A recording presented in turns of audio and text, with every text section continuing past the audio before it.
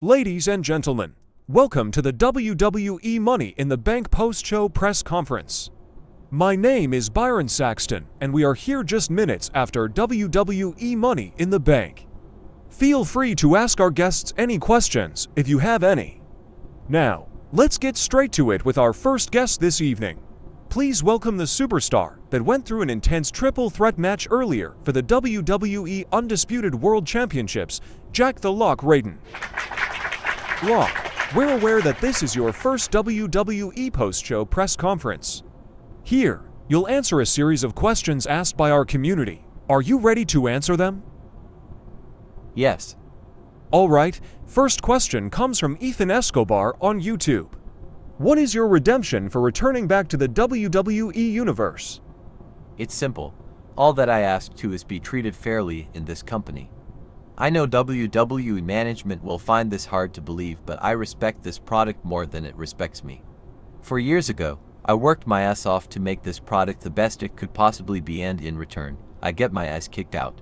I saved this company from the rest of the professional wrestling world just to later find out that my story is just over. For what? What did I ever do? I didn't do a goddamn thing. What I'm doing here now is to find the balance between myself and WWE management, and the one stubborn pile of garbage, who didn't even pin me in our match earlier tonight, is keeping that scale at an unfair advantage. Before we get to any other question, let me make one thing clear. My business with James Crimson is nowhere close to over. He was desperate enough to pin the weakest link. No wonder why he loves to defend those championships in multi-competitor matches. He allowed me to get all the work done on Roman just so he can eventually pin him. James, if you're listening, I demand a singles rematch. You already got Roman Reigns out of the picture, and I'm not willing to let that loss slide. Sorry, had to get that out of the way. It's all good. Your next question comes from Max Maverick from Ring Rumble Radio. What inspired your unique wrestling style, and how do you plan to evolve it in WWE? As a visual person, I take inspiration from a lot of things. I learn from comic books, movies, shows, video games, and of course other combat sports. Like most things in life, the only way I could evolve my unique wrestling style is by simply learning more. Alright, next 3 questions comes from this user on YouTube. Here's the first question. You didn't manage to score a win in a singles match against neither Tritonal King or Tremor Stags. If you have the opportunity to face Tritonal or Tremor again, would you take it? If it makes sense. I'm aware that I've never beaten those two in singles competition, and I know that Tritonal just won the Money in the Bank contract earlier. Congratulations, by the way, and Tremor is still smelling his undisputed WWE championship. But here's the thing, those two have been living their fantasies in Hollywood for the past 4 years. You want to know what I did? Me and Brianna were busy doing real professional wrestling. If they weren't distracted by fame, they probably would have had their chance to beat James Crimson for their championships. If I were to face those two now, they'd be more fragile than the last time I went against them, and if you guys don't believe me on that, watch me take those titles away from James. If I can beat James, which I know I can, then those two won't stand a chance if they bother. Okay, here's your last 2 questions. What's the status of your relationship with your ex-trio teammate Bruce Weaver, and what is your overall opinion on him? Currently, I'm not so sure. Between me, him, and Brianna, I'm kind of stuck in the middle. I respect what Bruce is doing now despite our differences in the past, but it's hard to find a balance, in terms of respect, when my girlfriend is in a heated rivalry with his daughter. So, if Bruce has a problem with her, then that would also be a problem with me. Him and his family are talented, but if they're in our way, then I can't respect them. Alright, that will be all for Jack the Lock Raiden. Have a wonderful evening, Jack. Hopefully, things will be better for you. Thanks for having me. Ladies and gentlemen, please welcome our new Mr. and Ms. Money in the Bank, Jordana Rallin and Tritonal King.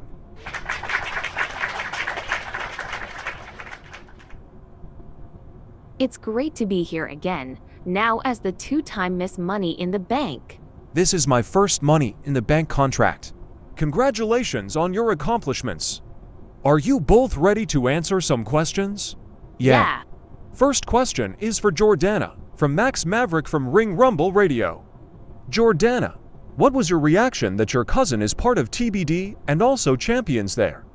It's cool. Unexpected, but cool. She's proved that she's going to do bigger things down the road. After hearing that she's been dominating the competition down there, I immediately knew that she is going to do even bigger things here, if she ever plans on moving on from that wasteland. Alright, any other questions?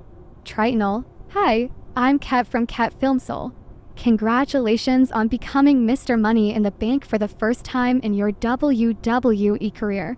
Your wife, Viola Caking, just recently became the new NXT Women's Champion. Is there a chance that you will potentially cash in on Ilya Dragunov and become an NXT Champion once again and rule NXT with your wife? Winning this briefcase is still a little fresh in my mind. I could see that as a possibility, but I want to be patient and take more of my time to look into the other options. I love my wife, but I want to keep that as an open option. Okay, next question. Hi, Jordana Robin Ray from Women Waft. Congratulations on being the second woman in WWE history to become a two-time Ms. Money in the Bank. The question I'm sure everyone wants to know the answer to. Who are you planning to cash in on?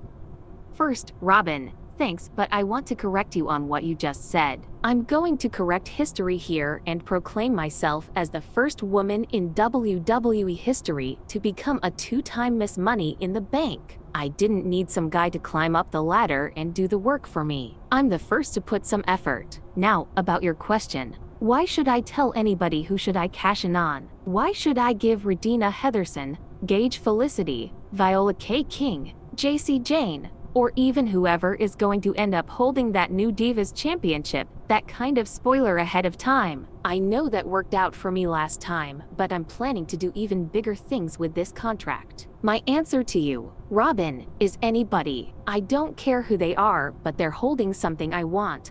I'm getting it no matter what. Alright, we have time for one more question. Hey, guys, remember me? Corey Klein? The WWE head recruiter and occasional babysitter of people who don't follow instructions and show up way earlier than they're supposed to. Oh, that Corey. It's great to see you again. What are you doing here? I remember you. You gave me a tour at the Performance Center on my first day. What brings you here? I wanted to see how far you two have came as WWE superstars, despite those years of being absent. Do you both feel like this new run was worth the wait? If you asked me that question a month ago, I would have said no. But this Money in the Bank briefcase gives me hope that I can still keep this ship moving forward. So, I do want to make the best in this run as much as I possibly can. So far, you damn right it's been worth the wait. I made history in like 2 months already. Sure, there were flaws, delays, deadweight of any sorts, but it didn't stop me from moving myself to this point. Jordana and Tritonal, once again, congratulations on becoming Mr. and Ms. Money in the Bank. Have a wonderful evening. Thanks for having me. us. And our final guests of this evening, WWE Hall of Famer, Justine, and her niece, Brianna Little Justine Fenwicks. We're glad to be here. That's good to hear. Let's get straight to the first question. This question comes from Darkseraph on YouTube. Justine, will we ever see you in the ring again? And if so, who would you like to face? I don't know where you were in the last couple years, but I've been back, all right. I guess I could answer the second half of that question. I would be interested to face Trish Stratus again. I know we've had matches in the past, but we've evolved quite a bit since. To me, it'd be interesting to see how far we've come from our last encounter. I'd be interested to see that rematch. Anyways, next question is also from Darkseraph on YouTube, but it's for LJ. What is your next goal in your career after you're champion again, and will you still continue on your legacy moving forward? When I get my championship back, I'm going to hold on to it and do everything in my power to protect it the same way that I did before it was pried off my hands. Once it returns to its rightful owner, if it's any goal that I can really think of, I will make up the next couple years holding it and become the longest reigning WWE champion of this generation. And I'll continue my family's legacy no matter what. My legacy carries on when I'm here, with or without my championship, and I only need my title to make this bloodline as iconic and memorable as it can possibly be. Okay, the next few questions comes from Max Maverick from Ring Rumble Radio. Starting with LJ, you've been a trailblazer in the women's division. What's your strategy for maintaining your momentum? Easy, just keep reminding yourself why you chose to do this in the first place. If it starts off well, remind yourself again. If it doesn't, think deeper. Acknowledge what's at risk and what it could mean if you end up succeeding. All right, Justine, here's your next question. As a WWE legend, what has been your proudest moment in your career? Proudest moment? Is it not obvious? Seeing what my niece has been doing in WWE will always make me proud. Nothing will ever be bigger than that. Okay, LJ, this is your last question of the evening. Can you share a moment that defined your journey in WWE so far? If it had to be any moment in my career that really defined my journey, it would have to be my WrestleMania match against my aunt. To me, it felt like one of those passing the torch kind of moment. That's where the pressure of me carrying my family's legacy really began, because I knew that I got future generations that will look back at my history. Justine, here's your last question. How do you see the evolution of women's wrestling since your time in the ring, and what impact do you think you've had? Seeing what this company has to offer now with their women's division will always amaze me because of how good and serious the competition are nowadays. I've told many superstars that if you wish to find your place around here, you don't hold back by any means. Those were words that were hard to get out during my time. So the fact that it works naturally in today's world of women's wrestling makes me feel pretty good about myself and those women. All right, ladies, thank you for stopping by, and have a wonderful evening. Thanks for having us.